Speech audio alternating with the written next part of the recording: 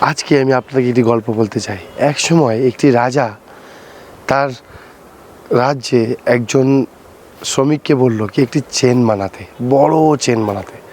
তো সেই শ্রমিক গিয়ে পরিশ্রম করে লোহা দিয়ে একটি চেন বানালো এবং নিয়ে এলো। কিন্তু রাজা বলল না না, এটা অনেক ছোট, আর একটু বড় করো। আবার সেই শ্রমিক গেল, অনেক পরিশ্রম করলো, অনেক লোহা লাগিয়ে আর একটু বড় করে আনলো। রাজা বলল না না, এটাও ছোট, আর একটু বড় করো।